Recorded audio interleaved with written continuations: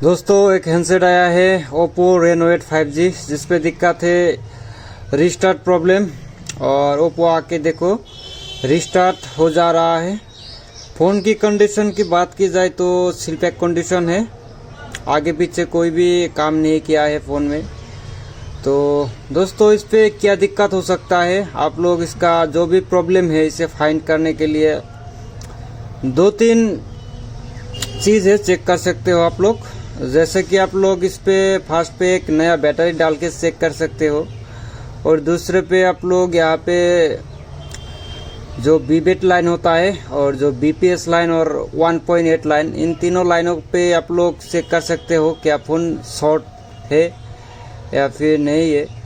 तो अगर इन सभी लाइनों का अगर ठीक है तो उसके बाद आप लोग डायरेक्ट कुछ नहीं करोगे, डायरेक्ट सीपीयू को रिबूट करोगे, क्योंकि इन फ़ोनों के अंदर हेवी प्रोसेसर रहता है डबल टेकर सीपीयू। तो इस पे ड्राइनेस होने की वजह से तो फ़ोन इस तरीके से प्रॉब्लम आता है, क्योंकि ये जो फ़ोन है ये काफ़ी गर्म होता है।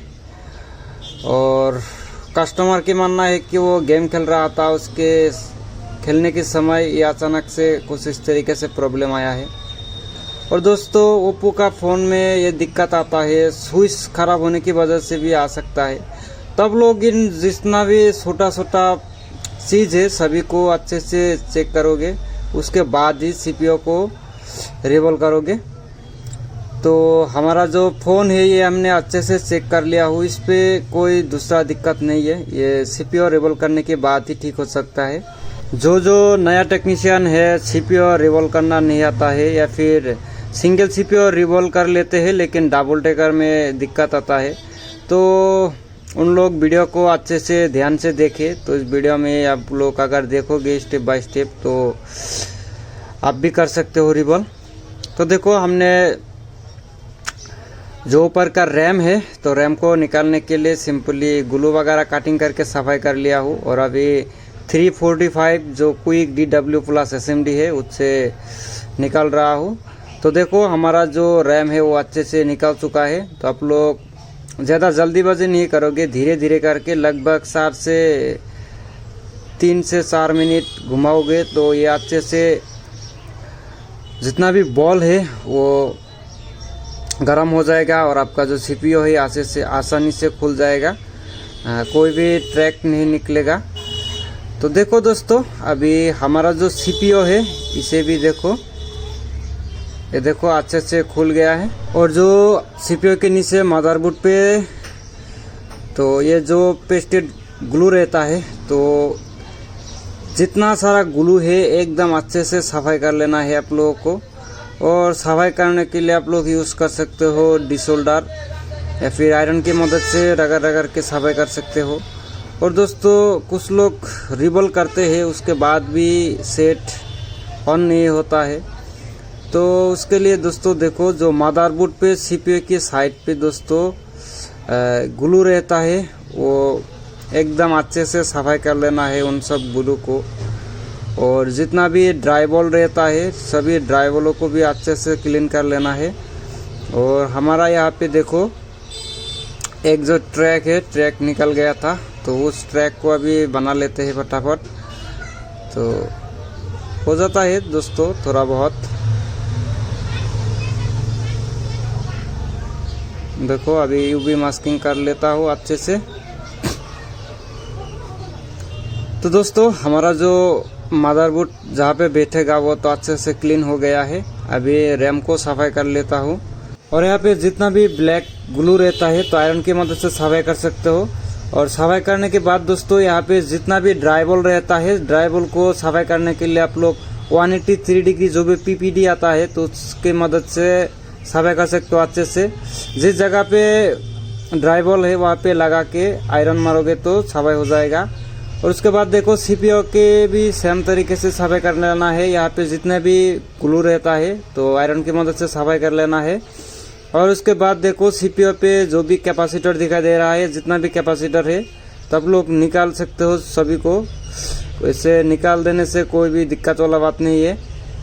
और देखो हमारा जो सीपीयू पे 90% बॉल ड्राई वॉल है, तो इनको सफाई करने के लिए आप लोग सेम उस तरीके से सफाई कर सकते हो।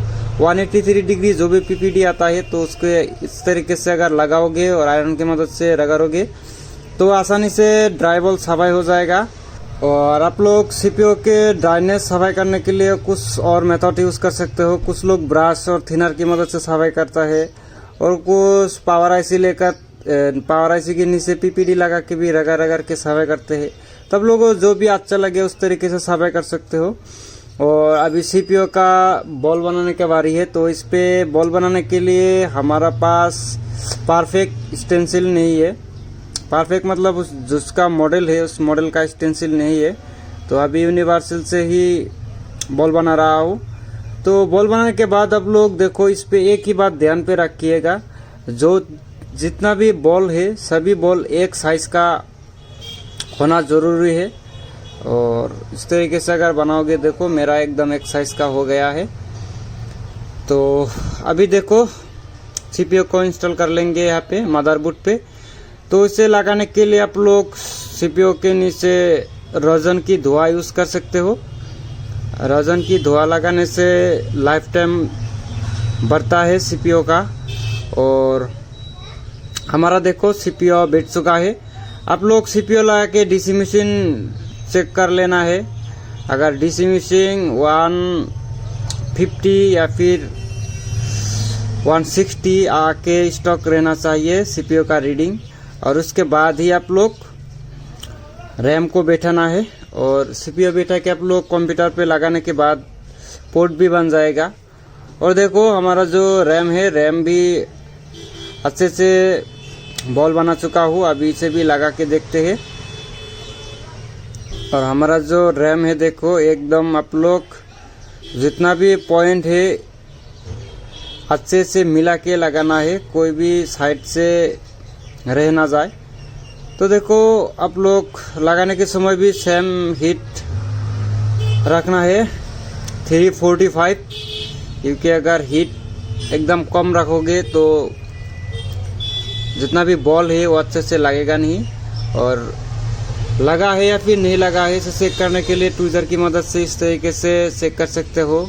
अगर मूवमेंट हो रहा है सीपीयू तो समझ लो आपका जो सीपीयू है वो अच्छे से बैठ चुका है। और हमारा जो काम है प्रोसेस है वो कंप्लीट हो चुका है। अभी ठंडा होने के लिए देते हैं।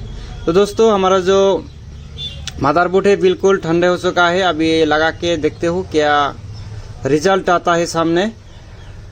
और देखो दोस्तों वही फ़ोन है। तो मतलब एक सुबह हमारा दुकान खुलने के बाद ही फ़ोन आया था। ये जो फ़ोन है एकदम हालात बेकार था, मतलब देखने को कवर से उठाया है कुछ इस तरीके से लगता था। जो भी फ़ोन का कंडीशन है, बैटरी सेंस, बैक पैनल टूटा फूटा है। कोई नहीं दोस्तों, हमें ठीक करना है। तो देखो यहाँ पे ये देखो ओप्पो का लोगो आ चुका है। मतलब हमने जो 1-1.5 घंटे मेहनत किया है उसका रिजल्ट सामने है। तो यहाँ पे फ़ोन देखो ऑन हो रहा है। मतलब हमारा जो प्रॉब्लम था रिस्टार्ट प्रॉब्लम, मतलब जब भी फ़ोन आप लोग ऑन करोगे तो ओप्पो आके खड़ा रहता है, कुछ समय रहकर रिस्टार्ट हो जाता है। तो यही दिक्कत था। तो अगर आपके पास आपके शॉप पर भी इस तरीके से ओप्पो रेनो 8 5G आए, तो इस कंडीशन पे आए, तो आप लोग स्विच को चेक कर लेना है, बैटरी लगा के चेक कर लेना है, उसके बाद बीपीएस लाइन चेक कर लेना है, वीवेट करोगे चेक, 1.8 को चेक करोगे। अगर इन लाइन पे सभी ठीक है, कोई भी शॉर्ट वगैरह नहीं है, तो उसके बाद आप लोग डायरेक्ट सीपीयू के रिवॉल्व करोगे तो 100% आपका फ़ोन ठीक हो जाएगा।